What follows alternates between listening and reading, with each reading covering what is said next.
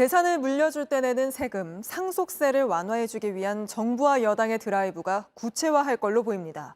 오늘 윤석열 대통령이 직접 과도한 할증 과세라면서 감세를 위한 국민적인 공감대가 필요하다고 의지를 밝혔기 때문입니다. 하지만 국회 다수당인 야당은 상속세 완화가 있는 사람들에게만 혜택이 돌아가는 부자 감세라는 입장이죠. 이 때문에 총선을 앞둔 여야 사이에 또 하나의 쟁점이 될 전망입니다. 먼저 최승기 기자가 보도합니다. 윤 대통령의 상속세 관련 발언은 경제 유튜버 슈카 전석재 씨의 질문에 답하면서 나왔습니다. 전 씨가 우리나라 기업의 주가가 상대적으로 낮게 형성돼 있는 걸 의미하는 이른바 코리아 디스카운트 문제의 해결을 요청하자 상속세 완화 필요성을 꺼내든 겁니다. 대주주 입장에서는 주가가 너무 올라가면 나중에 어떻게 되겠습니까?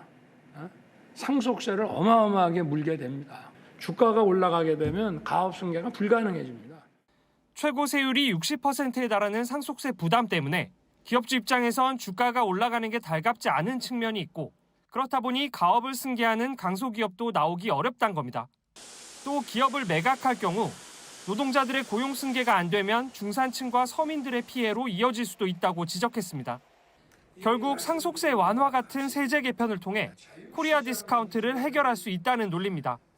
과거와 달리 개미 투자자가 1,400만 명에 달할 정도로 늘었다는 점도 강조했습니다. 과거에 주식 투자자가 많지 않았다고 한다면은 많은 재산을 상속받는 사람은 세금 많이 내라. 지금은 국민의 대다수가 주식 투자를 합니다. 일부 부자 감세 차원에서만 상속세 완화가 필요한 건 아니란 점을 부각한 걸로 풀이됩니다. 다만 윤 대통령은 상속세법 개정이 국회에서 이뤄지려면 여론의 지지와 국민적 공감대가 전제돼야 한다고 했습니다. JTBC 최승기입니다. 윤 대통령은 대선 후보 시절부터 상속세 부담이 지나치다고 주장해왔습니다.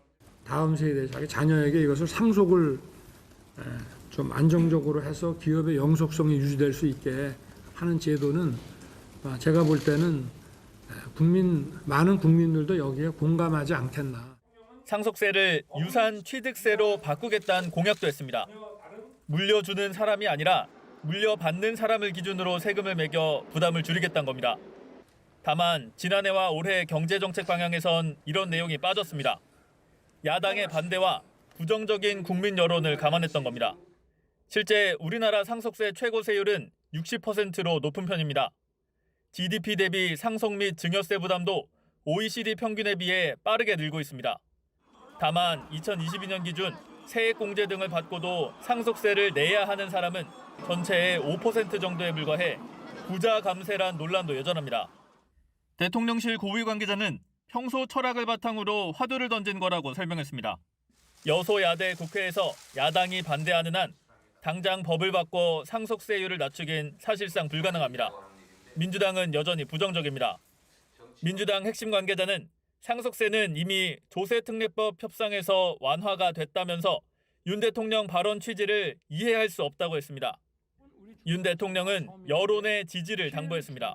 법률을 개정해야 되는 부분에 대해서는 우리 국민들께서 좀 뜻을 모아서 그 여론의 지지를 좀 해주실 수 있도록. 사실상 1,400만 개미를 겨냥해 상속세 개편을 4월 총선용 의제로 삼은 것 아니냐는 해석이 나옵니다. JTBC 배양진입니다. 윤석열 대통령은 금융상품에 투자하는 것이 기회의 사다리라고 언급했습니다. 상품 투자를 통해서 자산 형성을 할 수 있는 것입니다. 그리고 누구나 자기 능력으로 오를 수 있는 기회의 사다리가 됩니다. 이걸 위해 연초 예고했던 대로 금융투자소득세, 금투세를 폐지합니다. 금투세는 내년부터 도입될 예정이었지만 투자자들이 증시에서 떠나는 걸 막고 주가를 끌어올리기 위해 폐지하기로 한 겁니다. 금투세 도입을 전제로 추진한 증권거래세 인하는 예정대로 시행해 내년엔 0.15%로 낮아집니다. 절세 수단으로 인기 있는 개인 종합자산관리계좌 ISA 혜택도 대폭 늘어납니다. 비과세 한도를 연 200만 원에서 500만 원으로 또 납입 한도도 연 2천만 원에서 4천만 원으로 확대합니다. 공매도 금지 연장 의지도 재확인했습니다. 총선용 일시적인 금지 조치가 아니라 부작용 차단 조치가 구축되지 않으면 다시 재개할 뜻이 우리 정부는 전혀 없다는 것을 소액주주 권리를 강화하는 방안도 내놨는데 증시는 크게 반응하지 않는 분위기입니다. 오늘 코스피는 외국인들이 대거 팔아치우며 2%대 하락했습니다.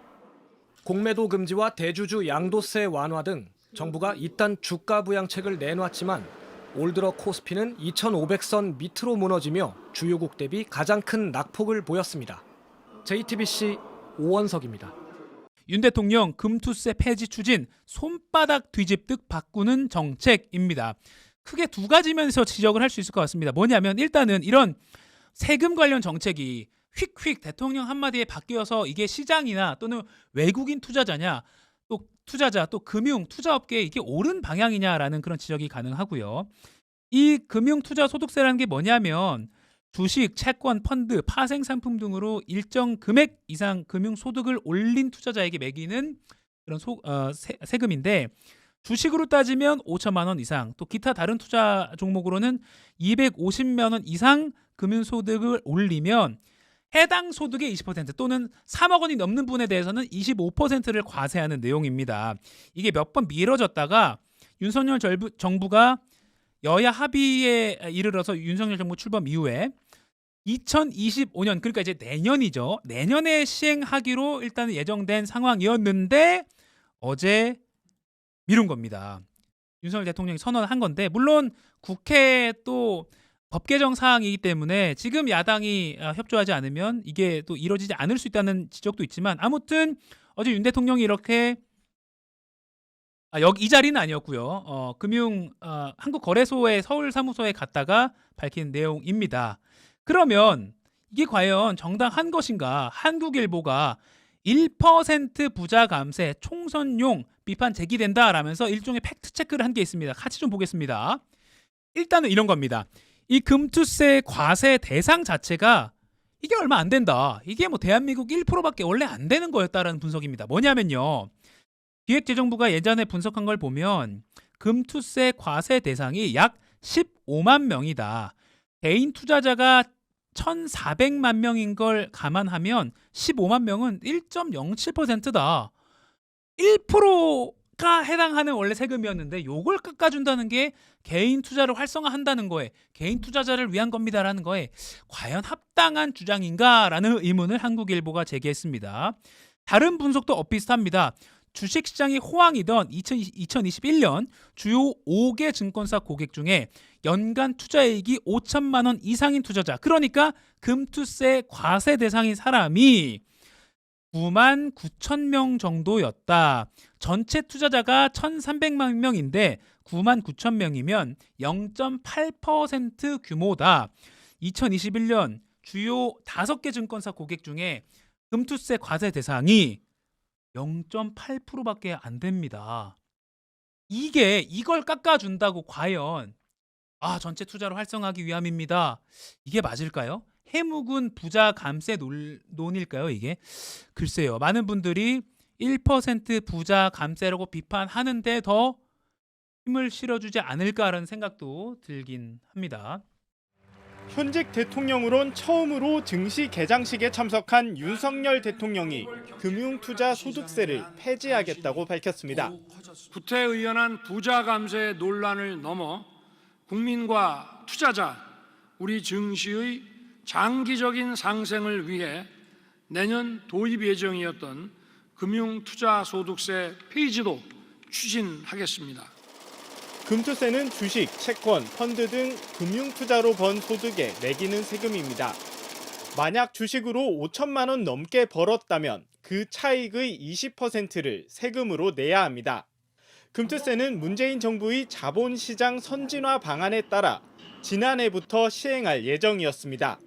하지만 개인 투자자와 업계 반발이 거세지자 여야는 내년부터 시행하기로 합의했습니다. 그런데 세금을 관리하는 정부가 아니라 대통령실에서 폐지 발표가 먼저 나온 겁니다. 정부는 대통령 발언 직후에야 폐지를 공식화했지만 함께 손봐야 하는 증권거래세에 대해선 입장을 밝히지 않았습니다. 개인 투자자들은 환영하는 분위기입니다. 우리나라 큰 손들이 다 주식시장을 떠나거나 이제 그런 그 수순이 예상되었었는데 금투세가 폐지되면 오히려 시중의 유동자금, 대기자금이 주식시장으로 유입이 돼서 다만 총선을 앞두고 금융 관련 세제 개편이 일관성 없이 이뤄진다는 비판도 나옵니다. 지난달 대주주 양도소득세 완화 역시 정부는 검토한 적 없다고 밝혔지만 대주주 양도세 기준 완화와 관련해서 구체적으로 검토하고 있지 않다. 일주일여 만에 대통령실이 뒤집었습니다. 더구나 금투세 폐지는 국회를 거쳐야 하는데 이미 야당 의원들이 반대하고 있어 법안 통과도 불투명합니다. JTBC 이상화입니다.